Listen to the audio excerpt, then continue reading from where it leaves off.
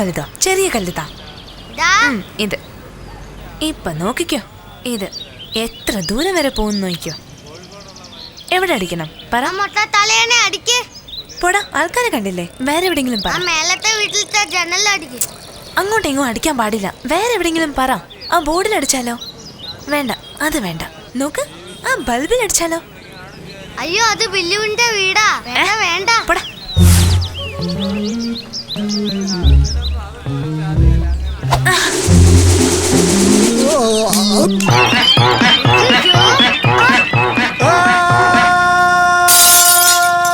Bulb പൊട്ടിപ്പോയി ചേച്ചി. മിണ്ടാതെ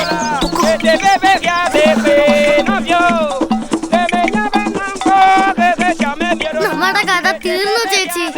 എടാ, നീ പേടിക്കണ്ട, ഞാനുണ്ടല്ലോ. അയ്യേ, ഞാൻ എന്തിനു പേടിക്കണം? ചേച്ചിയല്ലേ അടിച്ചത്. അടിക്കാൻ പറഞ്ഞത് നീയല്ലേ? ഞാൻ തലക്കിട്ട് അടിക്കാനാണ് പറഞ്ഞ. ഇനി എന്താടാ ചെയ്യുന്നത്?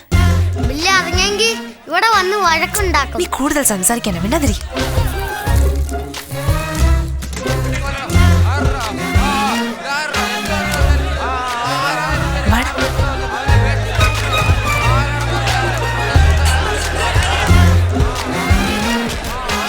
വേണ്ട സാർ, വായ്പൂർ എസ് ഐ ഈ സ്പോട്ടിൽ തന്നെ ഉണ്ട്.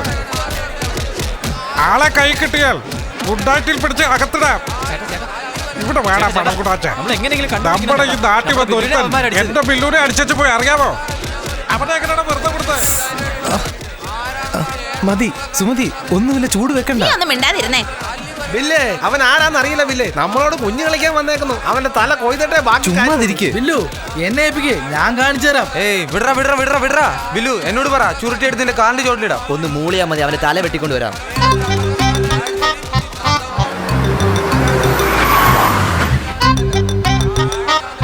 ബില്ലുവേട്ടാ നമസ്കാരം. സത്യത്തിൽ ഞാനൊന്നും ചെയ്തിട്ടില്ല ബില്ലുവേട്ടാ, എന്നെ ഒന്ന് വിശ്വസിക്ക്. എന്റെ കര വന്ന് എന്നെ അവരടിച്ചു. ചേട്ടൻ പറഞ്ഞോണ്ടല്ലേ ഞാൻ എല്ലാം നിർത്തിയത്. ഒന്ന് നിർത്താൻ പറ ചേട്ടാ. ബില്ലു, ഇവനെ എനിക്ക് സംശയം. ഇവനായിരിക്കും ചെയ്തത്. ബില്ലു, ഇവൻ തന്നെയാ.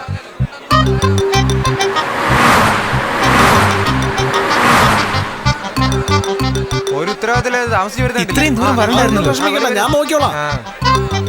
അമ്മ ഒന്നുകൊണ്ട് വിഷമിക്കണ്ട.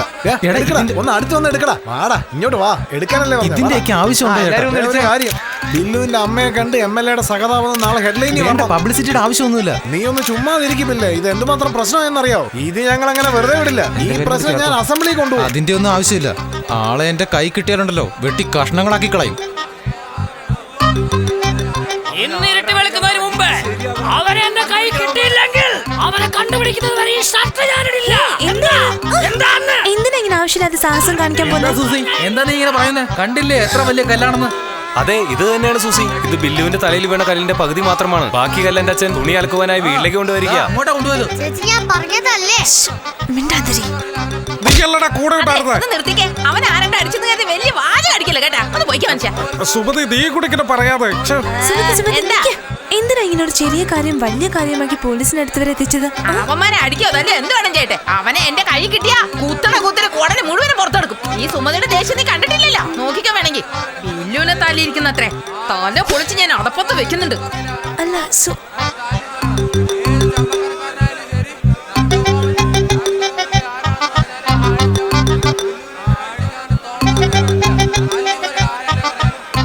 വരൂ സൂസി.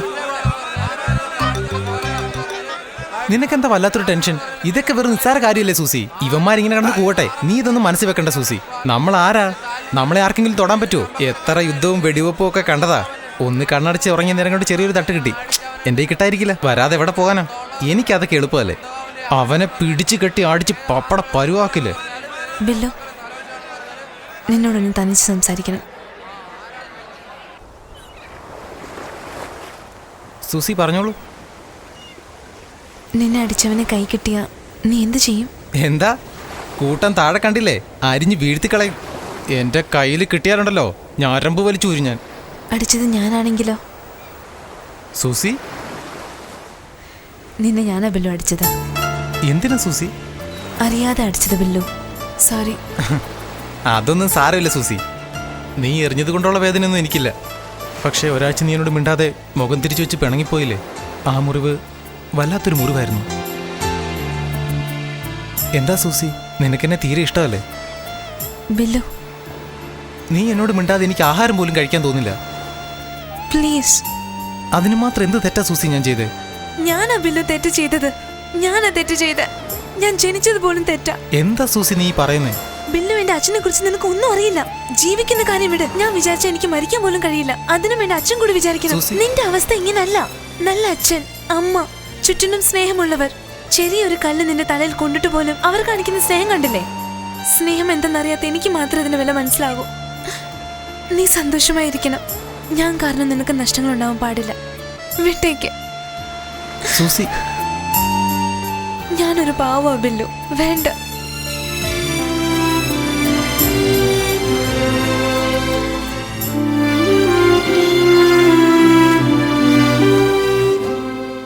ബാംഗ്ലൂർ ടിക്കറ്റ് കൺഫേം ആയല്ലോ അല്ലേ?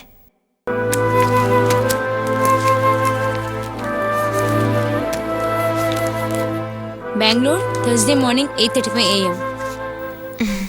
Thank you. Welcome.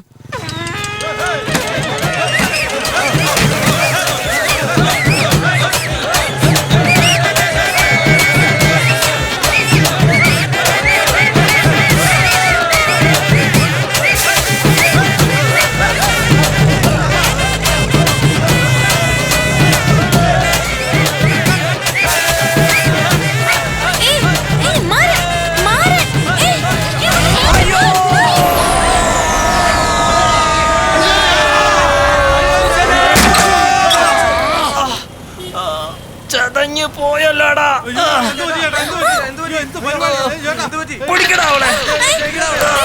ഞാനിപ്പോ അങ്ങോട്ട് വരാം. എടുക്കടാ വണ്ടി. ഡാമേജ് ആയല്ലോടാ. അനങ്ങാൻ പോലും പറ്റുന്നില്ല. അയ്യോ, നീയൊക്കെ കൂടി എന്നെ കൊല്ലല്ലേടാ. ശരിയാക്കി തരാം. എടി, ഞാൻ ആരാന്ന് നിനക്കറിയോ? വെള്ളം അടിച്ചിട്ട് വഴി കൂടെ നടന്നാ ഇത് തന്നെ നടക്കും. എന്താ നീ ഒച്ച വെക്കുന്നേ? ചതച്ചു കളയും. പെണ്ണായി പോയി. നമ്മളോട് കളിക്കുന്നോ? വെറുതെ വിട്ടാ ശരിയാവില്ല. വണ്ടി ഓടിച്ചാർത്തി ഇവിടെ പൊക്കടാ.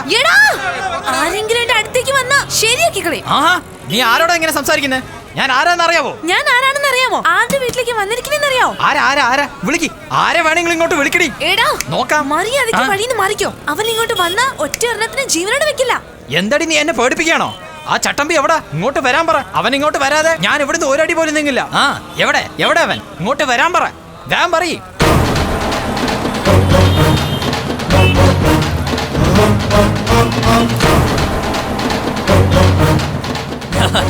വരുകല്ലോ.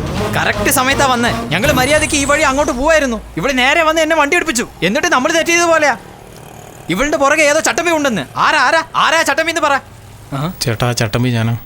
ആ കുട്ടി നമ്മുടെ വീട്ടിലെ ഗസ്റ്റാ.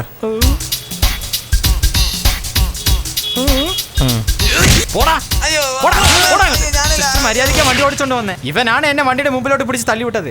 എടാ, വെള്ളം അടിച്ചു കഴിഞ്ഞാൽ മര്യാദയ്ക്ക് വയറ്റി കിടക്കണം. അല്ലാതെ എടാ കൊട്ടട മേളം. പേരെന്താ സിസ്റ്റർ? സൂസി.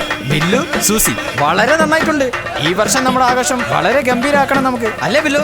എന്താ സിസ്റ്റർ, ദേഷ്യത്തിലാണോ? വേണമെങ്കിൽ ഒന്നുകൂടി എടുപ്പിച്ചോന്നേ. കണ്ടില്ലേ, ഒന്നും സംഭവിച്ചിട്ടില്ലാത്ത വിധത്തിലൊരു സന്തോഷം.